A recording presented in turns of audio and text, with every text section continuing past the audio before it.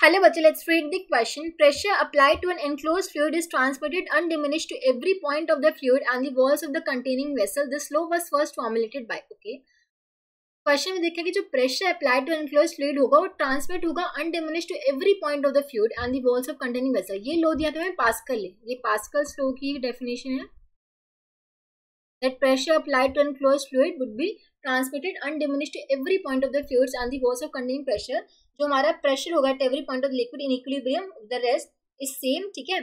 अगर हम ग्रेविटी के इफेक्ट को नेग्लेक्ट कर दें, ठीक है, तो अगर हम एक pressure increase in the pressure at one point of the enclosed liquid equilibrium is transmitted equally to all other points of the liquid and also to the walls of the container. ठीक है.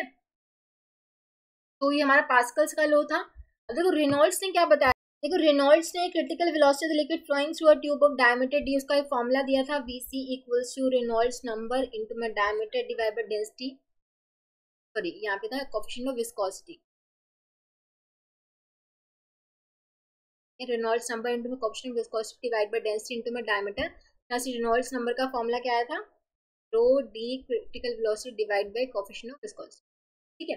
यहाँ पे देख सकते हैं Reynolds number basically क्या बताते हैं. It determines the nature of flow of liquid through a pipe. ठीक है. तो रेनॉल्ड्स ने ये बताया था.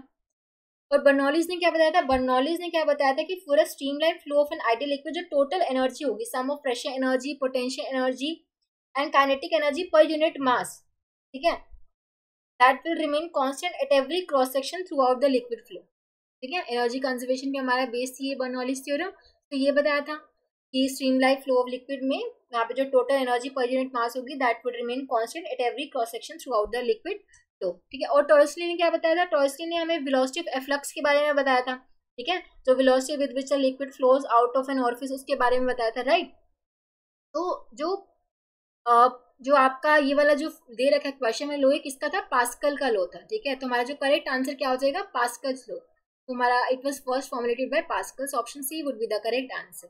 आई होप आप सबको समझ आया होगा. Thank you so much.